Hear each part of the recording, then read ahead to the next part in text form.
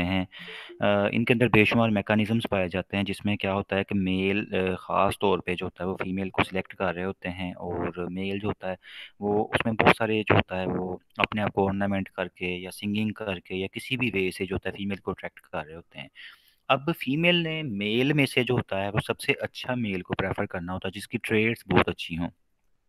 तो अब डार्विन ने सबसे पहले सेक्सुअल सिलेक्शन को डिफाइन भी किया था और इसके बारे में डिटेल भी बताई थी। यानी इसमें क्या होता है कि पार्टनर को मेट को सिलेक्ट किया जाता है, जो बहुत इंपॉर्टेंट टॉपिक है इसी लिहाज से कि क्योंकि फीमेल के जो एग्स हैं वो बहुत ही साइंस के अंदर प्रीशियस माने जाते हैं, क्योंकि तमाम फीमेल्स के अगर आप एग्स को देखें तो एक तो उनका साइज़ बड़ा होता है, दूसरा फीमेल जो होता है वो एग जो है इतने ज़्यादा पैदा नहीं कर रही होती जितना कि मेल स्पर्म्स पैदा करते हैं। तो इसी वजह से फीमेल ने जो होता है वो एग को फर्टिलाइज करवाने के लिए किसी अच्छे ट्रेड्स वाले मेल का इंतखाब करना होता है, क्योंकि उसके ऊपर बहुत सारी उसकी कॉस्ट आ रही होती है एनिमल किंगडम के अंदर एग्स के ऊपर। और आपको पता है कि फिनिट नंबर ऑफ एग्स बनते हैं, जैसे अगर हम फीमेल को ह्यूमन फीमेल को ही देखें तो उसमें भी तकरीबन 400 से 500 एग्स होते हैं, वो पूरी ज़िंदगी में उसकी जो होता है वो एक एक करके वो एग रिलीज होता है और वो फर्टिलाइज होते हैं। बाकी सारे एग्स होते हैं वो डिक्टा ईयर स्टेज में जाके अरेस्ट हो जाते हैं वहीं पे। तो अब इसमें उसने सबसे पहले सेक्सुअल सिलेक्शन को ऐसे डिफाइन किया है। ये आपकी स्टूडेंट बुक है स्ट्रिक बर्गर्स बुक एवोल्यूशन की, वो भी रिकमेंडेड बुक है। ये उसमें से मटेरियल लिया गया क्योंकि वो इतना नज़र नहीं आ रहा था, विजुअलाइज नहीं हो रहा था उसमें से, तो ये आपको रिटर्न फॉर्म में फिर ये दे दिया है। तो इसकी ये डेफिनेशन है कि जब सिलेक्शन प्रेफरेंशियली या डिफरेंशियली ऑपरेट करती मेल या फीमेल पे तो हम डार्विन को फॉलो करते हैं ऐसी सिलेक्शन के लिए, जिसको हम कहते हैं ये सेक्सुअल सिलेक्शन है। प्रेफरेंशियली मीन के ये प्रेफरेंस इसमें होती है कि किसके ऊपर किस सिलेक्शन का असर होगा। जैसे फॉर एग्जांपल मेल को अगर आप देखें तो एनिमल किंगडम में मेल ज़्यादा ब्यूटीफुल है एज कम्पेयर टू फीमेल्स, वो अपने आप को ऑर्नामेंट करते हैं टू अट्रैक्ट फीमेल। इसी तरह से डिफरेंशिएटली जो होता है सिलेक्शन ऑपरेट कर रही होती है, मतलब मेल पे इसका नेचुरल सिलेक्शन का और तरह से असर है, फीमेल के ऊपर और तरह से। अब सबसे पहले इसमें आपको जो पॉइंट एक्सप्लेन किया गया वो ये है कि मेल और फीमेल को अगर आप देखें तो इनके अंदर कॉस्ट ऑफ रिप्रोडक्शन जो है वो बहुत ज़्यादा वेरी करती है। मतलब रिप्रोडक्शन के लिए कॉस्ट फीमेल की तो बहुत ज़्यादा है, लेकिन मेल की इस तरह इसके मुकाबले में बहुत ही कम है। जैसे फॉर एग्जांपल वो यहाँ पे कह रहा है कि फीमेल जो होता है वो बहुत सारे रिसोर्सेज को अपने इन्वेस्ट करती है ताकि वो लार्जर साइज के एग्स पैदा करे या ओव्यूल्स को पैदा करे।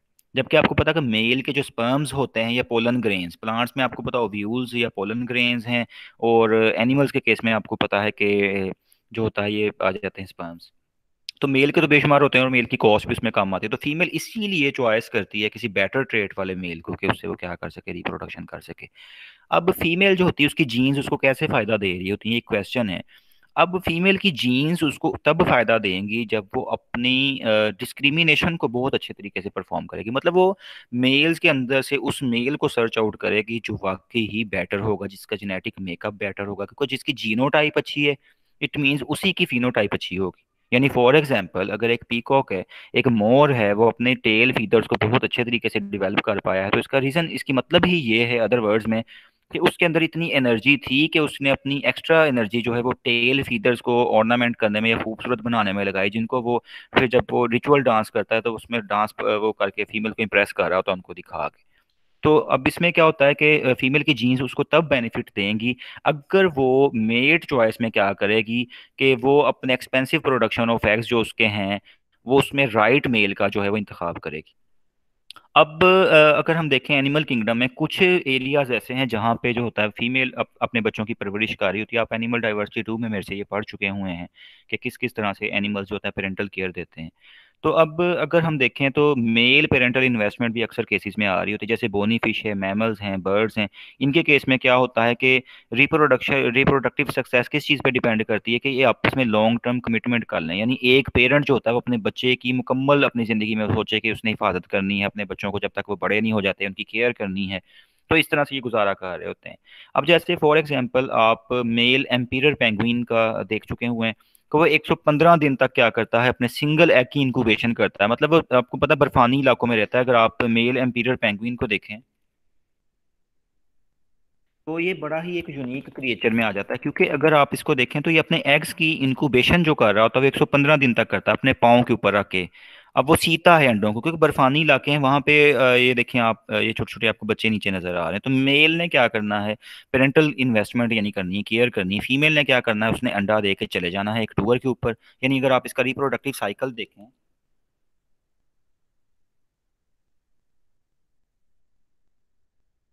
उसमें आप ये देखें, देख सकते हैं स्टूडेंट्स, ये इमेज आपको क्लियर नज़र आ रहा है, इसको मैं दिखाता हूँ आपको।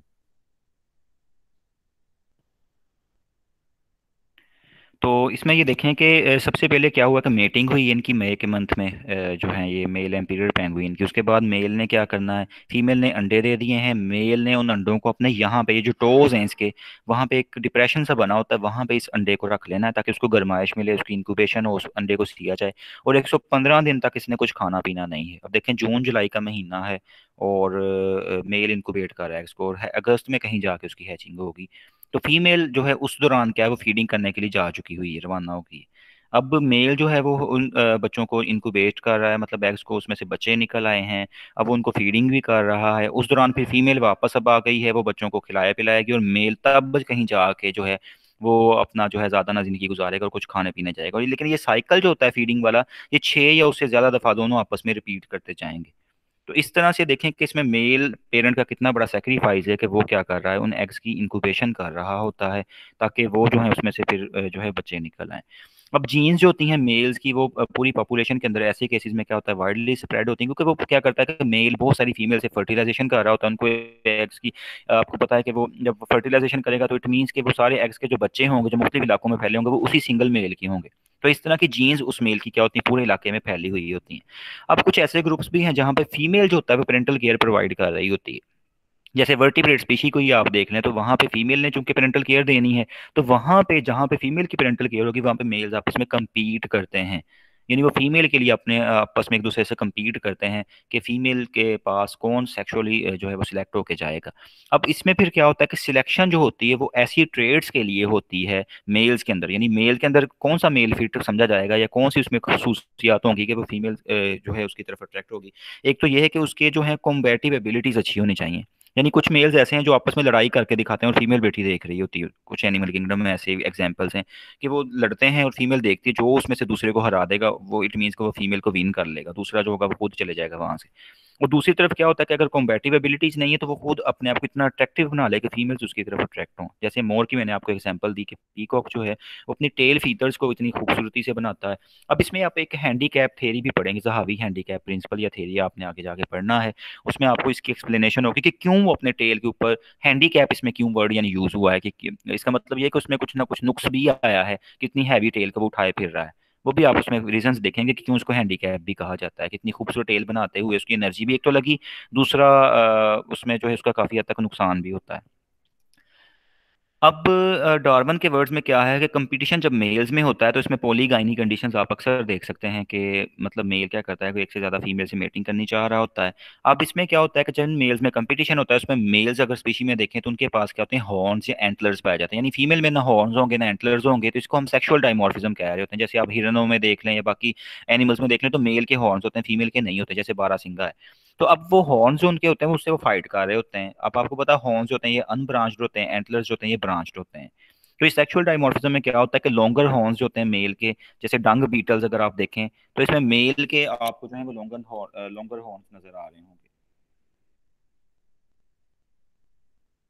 तो ये एक आप डंग बीटल देखें तो इसके आपको ये आगे हॉर्न्स नजर आ रहे हैं, ये वाले जो हैं, ठीक है। तो ये मेल के अंदर जो होते हैं ये लॉन्गर होते हैं एज कम्पेयर टू फीमेल, जिससे इसने क्या करना होता है, कॉम्बेटिव एबिलिटीज में यूज करना होता है। इसी तरह से जो अक्सर मेल्स होते हैं उनका साइज लार्जर होता है फीमेल की निस्बत, या तो वेट ज्यादा होगा या साइज ज्यादा होगा। अब इसकी दो एग्जांपल्स उसने दी हुई कि मेल एलिफेंट सील को अगर आप देखें तो वो 8 गुना ज्यादा बड़ा है साइज में फीमेल से।